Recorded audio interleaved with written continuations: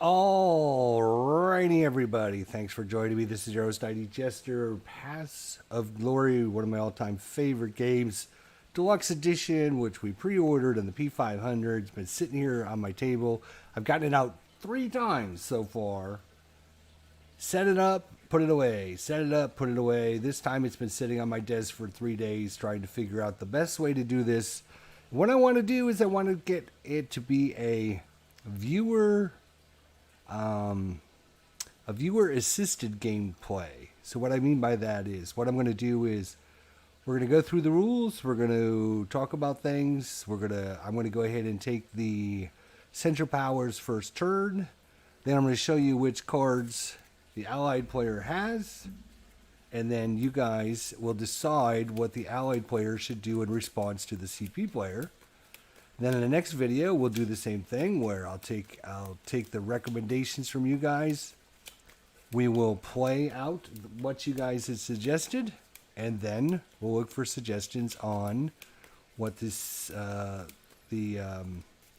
common player, the central power player, what he'll do on his next turn. So we'll go back and forth, and we'll keep going as long as people are interested in doing this.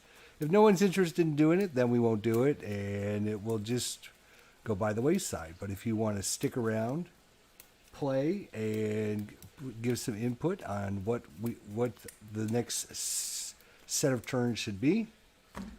Here's what we're going to be doing. We're going to be playing the historical scenario setup. The historical scenario setup. And with the deluxe version of the game, there are some rule changes that go into it that I wanted to cover so everyone kind of understands what's going on. So, refined over hundreds of playings, a historical scenario is a finely balanced match suitable for competitive and organized matches. The new deluxe map uses the historical scenario conditions, and these rules are aligned with the historical scenario used in tournaments.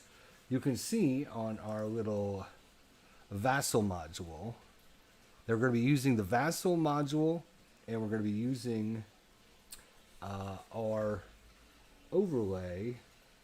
In fact, maybe what I could do is do something like this for right now anyways. Maybe something like that might actually be pretty good for everyone. Let me know. You know, this is kind of a work in progress. So the setup changes these are changes from, I think, the base or common rule game, the regular scenario game. So you add a CP level 1 trench to Strasbourg. You can see in Strasbourg here that there's a level 1 trench there. I don't believe that starts in the normal game. You remove the AP level 1 trench in Brussels. So over here, there is no trench.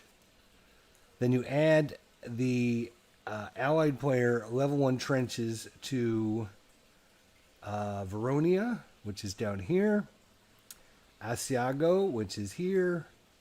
Magaret, which is there. And Urdine. So those are added in. Victory point changes. So peace terms are not allowed in this game, and the allied player will win on all draws. And then there are a few areas that are no longer victory point conditions. Those are, let's see if I can find some of them. This could be, we could be here a while. Jerusalem, which is this space here, is no longer. Azwa, Venice, Minsk, Jerusalem, and Kaput are not victory point spaces. Instead, Corvo, Sedan, Amenz, Koblenz, and Archen are all victory point spaces. So they've adjusted somewhere that some of the victory point locations are in the deluxe map. So I can go through those, but I figure you guys we'll just see them when we come across them. Replacement point changes. The CP receives 1 German replacement point each turn during Total War, After it has drawn Total War cards, if it controls Sedan and 2 adjacent French or Belgian spaces during the replacement point phase. So if Germany owns Sedan, which is it Sedan? If it controls Sedan, which is here, and 2 adjacent spaces to that. So if it owns 2 adjacent spaces and Sedan, starting when it draws its limited war cards, it will receive 1 German replacement point. All right, now, scenario-specific rules. It says number 1 is to use the optional rule 914, which is the 8-card hand. So that's what we're going to be doing. You normally play with 7 cards in your hand, but this says it recommends that you use the 8-card hand, so we're going to do that. And then we're also using optional rule 11.2.10, which is the trench roll modifier. And then the CP must open with the Gates of August. It's not an option, so that's you can see actually the program of this already, where they've destroyed the fort. They've put the attack icons here on the Liege and Koblensk space, and you can see down here they've already adjusted the combined war status and the CP total war status for playing that card. And actually, you can see the Guns of August card over here. The Liege fort is destroyed. Place the German 1st and 2nd armies in the Liege space. The Germans' 1st, 2nd, and 3rd armies are active for combat. All right. And, everything else, pretty much standard stuff there. And you can see we already have CP activation is an event. And so, Entrench may not be played as an event on turn 1. So you can't play Entrench as an event on turn 1. A British mandatory offensive automatically becomes a French mandatory offensive on turn 1. So if you roll for the British mandatory offensive, which I believe is up here, if you roll, that's the German, or that's the Central Powers. Here's the, so if you roll a British, it automatically becomes a French on the turn 1. Until the AP at war commitment level is Total War, after it is drawn as Total War cards, only Austrian and Italian armies may operate in Italy, move, attack, strategic redeployment, and advance into or through spaces in Italy. Additionally, until the AP war commitment level is Total War, no German armies may end their movement by movement or strategic redeployment in Trent. Let's see if we can find that one. Trent. That's this space right here. Or Village, which is this one over here. And Triestis,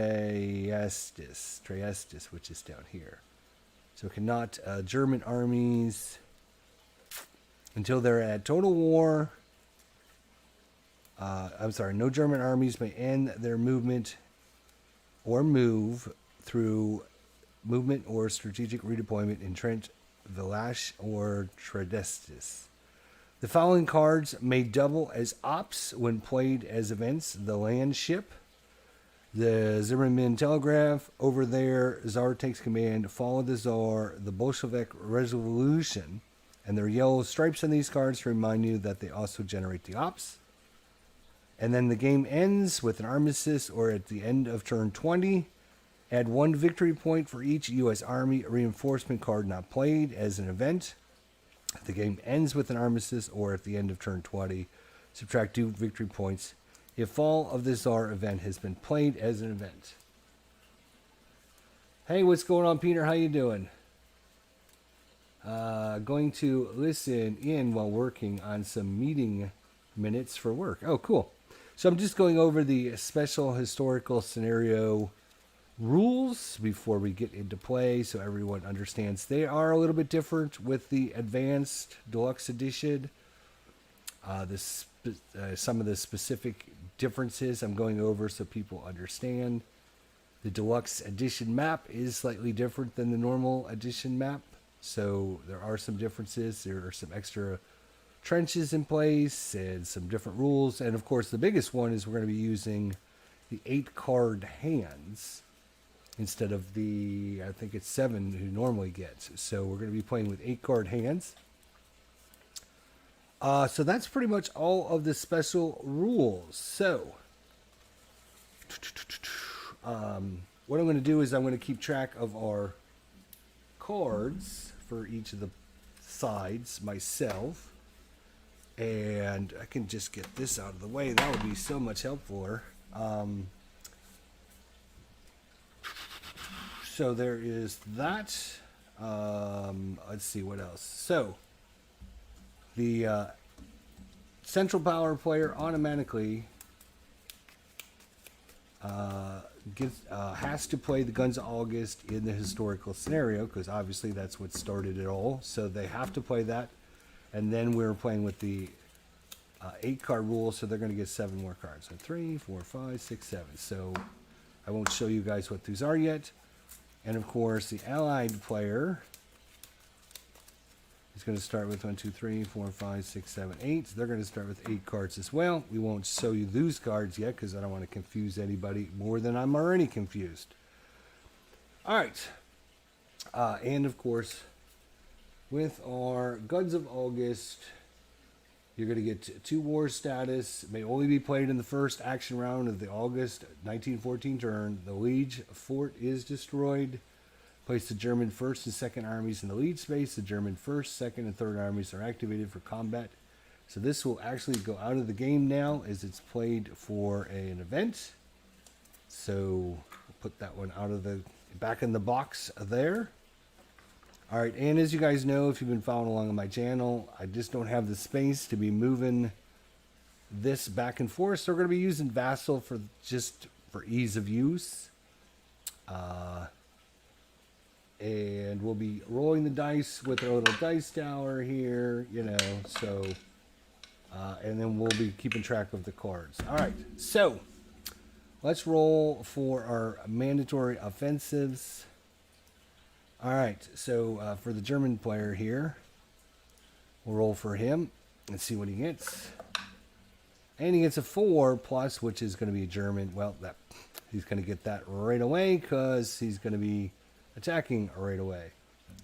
For the Allied player, it's a 1, which is France. So France has got to make a mandatory offensive attack against German units in Belgium or Germany. All right. So the card was... Oh, I should probably keep that card up just until the end of this activations.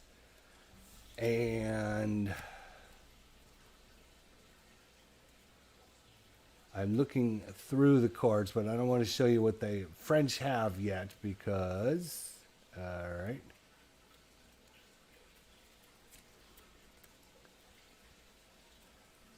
All right. There are, again, some special rules for the...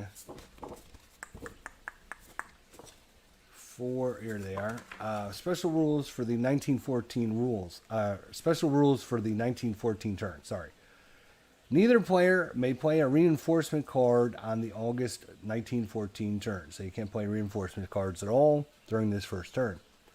CP units may move through, but may not end their move in Amiens, Calais, or Ostend, which is Calais is here, Ostend is there, and Amiens is there. So these 3 kind of put the British units. So they cannot, CP player may move through, but not end their move in those 3 spaces until either the Race to the Sea event is played or the CP war status is 4 or higher. They may end in advance in these spaces only if the defending space in the combat or one of the 2 above conditions are met. They may always trace supply through these spaces. German units may not attack spaces containing Russian forts until the Obist card is played or the CP war status is 4 or higher. German units may, however, besiege unoccupied Russian forts, and Austro-Hungarian units are not restricted by this rule. Russian units may not attack or besiege a German fort space until August 1914 turn. I'm sorry. Russian units may not attack or besiege a fort space on the August 1914 turn. And then all siege die rolls are modified by -2 on the August and September 1914 turns. And neither player's war commitment level is checked on the August 1914 turn. It is never checked in an introductory scenario. So that kind of goes over the special rules we all have to keep in mind for the first turn. Hopefully we won't make any too big of mistakes. I'm just looking through the cards right now just to see if there's any like combat cards that either side might want to play here. So obviously the CP player has designated an attack on Sedan, and he is going to use the Liege as the pinning space, which means the flanker will be from Koblitz, and it'll give them a +1 to the flank attack roll. It'll give them a +1 to the flank attack roll because this unit is not next to another unit. So you need a 4 or higher to have a successful flank, and you're going to get a +1 because of this unit here. So let's see how they do. Someone's working on his list. That's right, Tony. I'm working on my list, buddy. So I went through all the special rules. I went through the historical setup. If you're just joining us, I went through the historical setup differences and what's different in this than the normal Paths of Glory. So you might want to watch the beginning of the video again, or just look it up in your rule book. This is page 6 and page 7 of your Deluxe Paths of Glory. So everyone's kind of on the same page. All right. And so the German player here is going to try for a flank attack. So he gets a +1 to this die roll, and let's see what happens. He rolled a 4, +1 is 5, and is 4 or higher, so he successfully flanked the French units there. We are playing with the 8 cards, which is recommended when you play the historical scenario. And neither side is going to play combat cards. So it is just going to be straight up a die roll for the Germans. Where's my... Must be on the back here. There it is. All right. So it's going to be a straight up die roll. You can see that their attack strength in Liege for the Germans is 5 + 5 is 10. They also have 5 in the army there. So it's a combined 15. So we look at the defender space, and I believe that is a... I'm going to move this out of the way for a second so I can see. Yeah, that is a forest space. Okay. So it's a... nope, I didn't mean to remove that. Delete. Thank you.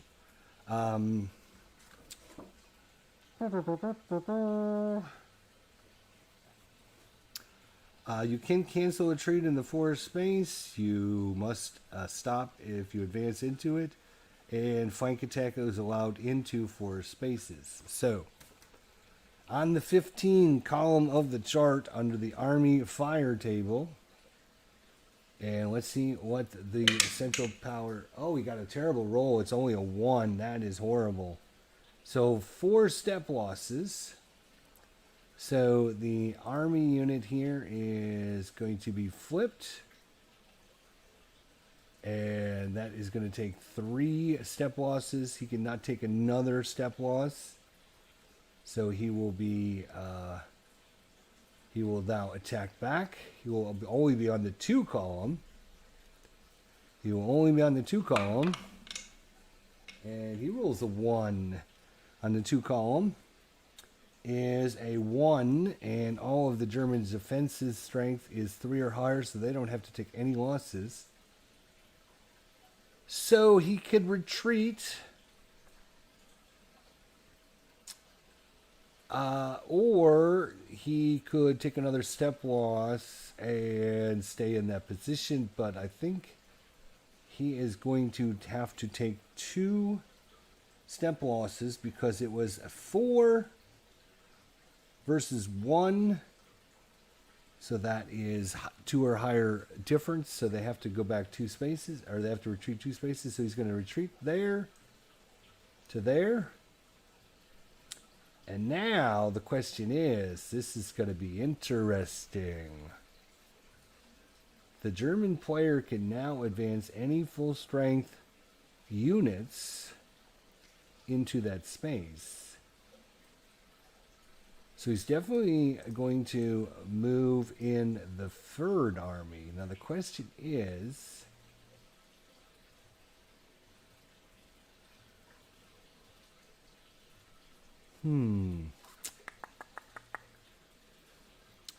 does he want to move in?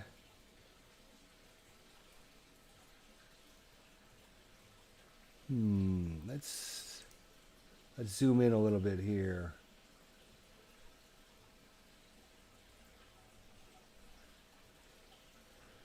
The British, 5-3-3. If I move another army in there, it'd be a 5-3-3 versus a 5-3-3 if the British attack. But if he only moves 1 army in here, it's kind of tough decision.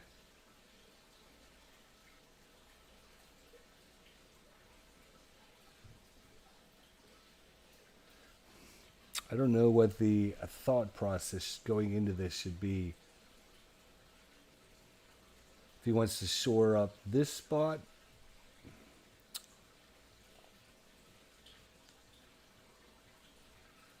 will the BEF attack?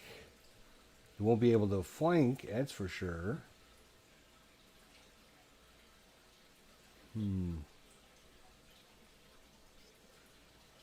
And if the BEF does attack, you know what? I am going to move in. We'll move the 1st army in there. We'll leave the 2nd army in there. I can move these aside because that is done now. And so now the 1st and 3rd armies have moved in to Sedan there after their... Both sides didn't do really well on their combats, but they both rolled a 1, but that's okay. All right, so we're looking for players out there that are wanting to help the Allied player. Here is the cards they have. What I want you to do is post in the comments section after this video is complete. And we'll take references for the people out there that leave thoughts and comments and see how they respond to this. So I'm going to, leave that there so you can kind of put it on pause and see what's going on there. I will also go to the East Front as well and kind of scroll up to the top. And I'll scroll down a little bit. There. All right. And one more time, I'll scroll back east here. All right. So these are the cards the Allied player has to his disposal. He has Severe Weather Close Combat card. Defending units in a mountain space in a fall or winter or a swamp space in the spring or fall, get a +2 die roll modifier, which obviously wouldn't have helped him in this one. He has Moltke, may only be played in August or September of 1914. The CP activation in Belgium or France cost 1 ops per unit, not space, until the Falkenhaven card is played. All units must be activated in space, and this will supersede the Stud Army and 11th Army card effects. They have the Russian reinforcements 9th and 10th armies, which they can't play.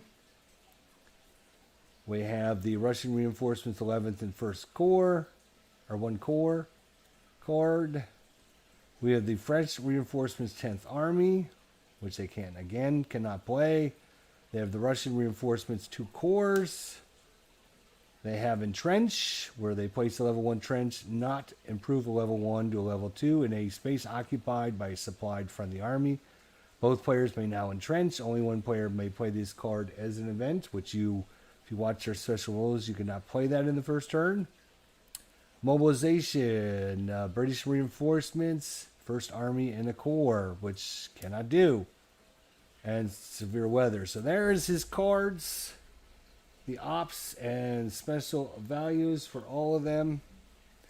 Again, one more time for you guys out there, so you can maybe pause it, freeze it, or whatever you want to do. We have the severe weather. We have the Moltke. We have the Russian reinforcements, which, again, I don't think you can play this. You can't play this. You can't play this. You can't play this. I mean, you can play them for the ops, right? You can play them for the ops. 3, 3, 3, and a 2. You can't play Entrench, and you can't play those. And this is a combat. So that's really your decision. And the rest of these are just op values. Do you want to use a 4, a 3, a 3, a 3, a 3, or a 2? Let us know in the comments section. There we go. We got this on the way. We'll see how things go. I'll give everyone a couple days to reply to this video before we post the follow-up. And like I said, this will only go as far as you guys out there. If you want to continue doing this, just keep posting messages. And once nobody's interested in continuing it for whatever reason, then we'll just stop, I guess. So it's all up to you guys. So that is what the Allied player has. Decide what they're going to play, what card they want to play for the first turn, and what pieces need to be moved, and where, and what attacks need to happen. And then we'll take your advice and play that turn out, and then we'll broadcast it, and then we'll go back and do the same thing for the Central Powers. Thanks everyone for coming by. Peter, Tony, y'all have a good day. We have another video coming out in a little bit. It should be a lot of fun. We'll talk to everybody then. Until then, everybody have a good day, and we'll see you guys soon.